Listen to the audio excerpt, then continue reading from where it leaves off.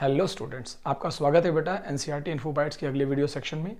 आज हम आपको मॉलिक्यूलर बेसिस ऑफ इनहेरिटेंस यानी क्लास 12th के एक चैप्टर का बहुत इंटरेस्टिंग टॉपिक एचजीपी समझाने जा रहे हैं, ह्यूमन जीनोम प्रोजेक्ट, जिसे एक्चुअल में एक मेगा प्रोजेक्ट नाम से जाना जाता है। बेटा मेगा प्रोजेक्ट इसे इसलिए कहते हैं क्योंकि इसके बारे में कुछ बातें हैं जो बहुत ही ग्रैंड हैं, बड़े लेवल की। सबसे बड़ी बात कि ये एक 13 ईयर लॉन्ग प्रोजेक्ट रहा। मीन्स ये प्रोजेक्ट स्टार्ट हुआ 1990 में और ख़त्म हुआ 2003 में। और तो और अगर आप ध्यान से कभी पढ़ेंगे तो आपको पता चलेगा कि इस प्रोजेक्ट में क्रोमोसोम 1 की सीक्वेंसिंग में 2006 तक चलती रही, तब जाकर के ये प्रोजेक्ट पूरा हुआ। हालांकि उन्होंने इस प्रोजेक्ट का कंप्लीशन 2003 में अनाउंस कर दिया था। That is Y 13 year long project हम इसे बोलते हैं। The project is very huge. कहा जाता है कि 3.3 मिलियन बेसिस जो हैं उन्होंने एग्जैक्टली मैं थोड़ा सा यहाँ पर डेटा एरर है बेटा, 3.3 बिलियन बेस पेयर्स की बात की थी और इनकी सीक्वेंसिंग के लिए ये किया गया। इस प्रोजेक्ट का जो कॉस्ट है वो बहुत ह्यूज है, लगभग $9 बिलियन खर्च किए गए। और that is why we can call it as कि पर बेस लगभग $3 खर्च किए गए। $3 स्पेंड्स पर बेस सीक्वेंसिंग, एक एक बेस की सीक्वेंसिंग पर इतना ह्यूज अमाउंट खर्च किया गया। तो जाहिर सी बात आपके दिमाग में ये आइडिया होगा कि ये प्रोजेक्ट फंड किसने किया। तो funded by US Department of Energy and National Institute of Health, NIH, वो भी यूएस का ही, National Institute of Health USA, and one more trust, that is Wellcome Trust UK, combinedly fund the project, right? Other countries also have contributed some amount like Japan, Russia, China, Germany, and some part India is also contributed in this project. So this is the big project starting. The purpose are very important, doctors. You need to remember this.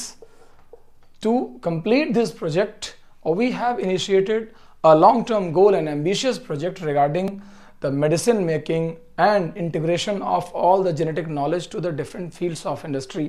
ये बहुत important project रहा। सबसे पहली बात, हम यहाँ पर sequencing हमारा पहला target रहा, sequencing of 3 billion bases लगभग। ये हमारे लिए सीक्वेंसिंग का इंपॉर्टेंट टारगेट है। इसके अलावा identification of around 20,000 to 25,000 genes in human genome, ये हमारा टारगेट था। इसके थ्रू भी हम आगे बढ़ना चाह रहे थे।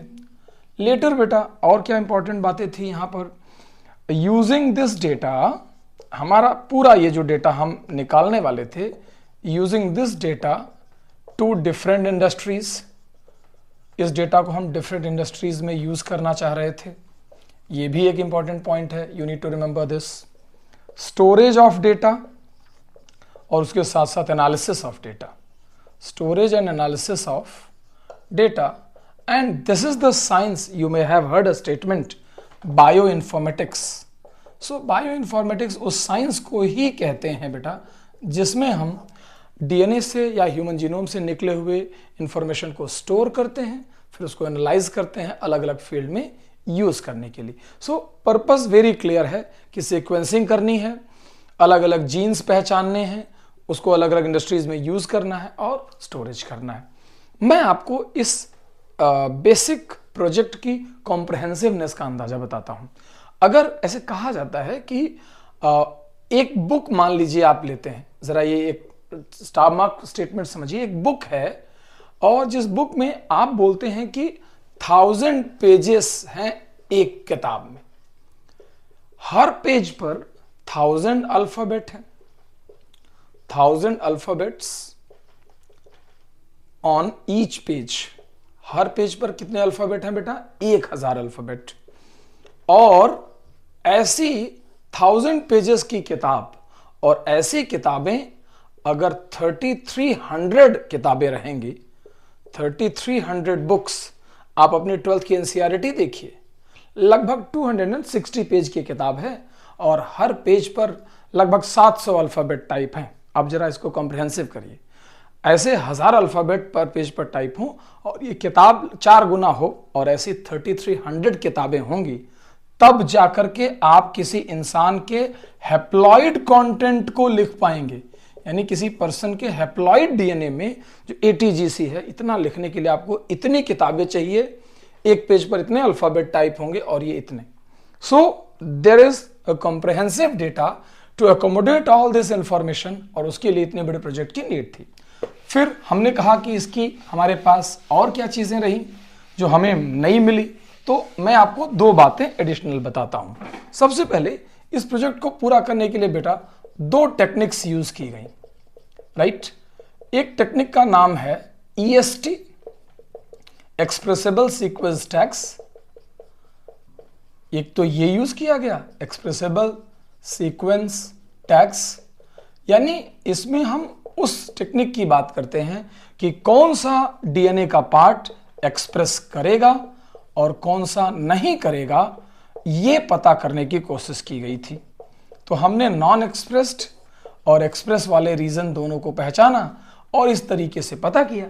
जबकि एक दूसरी टेक्निक जो इसके साथ लगाई गई बेटा, and that was called as sequence annotation. Sequence annotation is another approach through which हमने ये कंफर्म किया कि अलग अलग जीन फंक्शन के साथ असाइन किए गए, gene assigned with their function. ये बहुत इंपॉर्टेंट काम रहा। तो जीन को हमने उनके फंक्शन के साथ असाइन किया। मींस ऐसे समझिए कि आपके पास हजारों जीन्स हैं और हजारों फंक्शन हैं, तो कौन सा फंक्शन किस जीन से बिलोंग करता है, इसका असाइनमेंट हमने कहाँ किया? सीक्वेंस एनोटेशन में। और एक्सप्रेस सीक्वेंस टैग्स हमें यह बताने के लिए होता है कि कौन सा पार्ट डीएनए का एक्सप्रेस करेगा, कौन सा नहीं करेगा। हमने सारे जीन आइसोलेट किए। जीन आइसोलेशन करने के बाद डॉक्टर्स हम इसको वेक्टर के थ्रू वेक्टर इंटीग्रेशन करते हैं।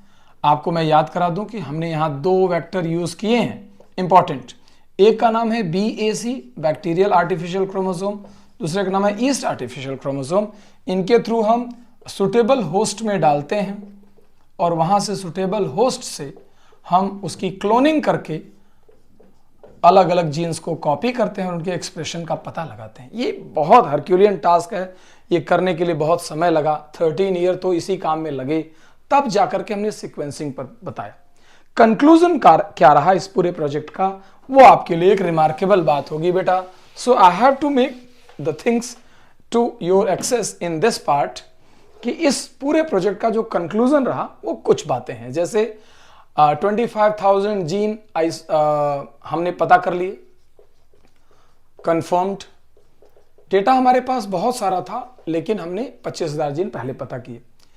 एक जीन, जैसे पर जीन की अगर हम बात करें तो ये बोलते हैं ये लोग कि पर जीन लगभग 3000 बेसिस लॉन्ग रहा। ठीक है, लॉन्गेस्ट जीन की बात कर रहे थे तो इन्होंने बताया कि लॉन्गेस्ट जीन जो है वो डिस्ट्रोफिन जीन है, डिस्ट्रोफिन जीन। और जो सबसे छोटा जीन बताया जाता है दैट इज नथिंग बट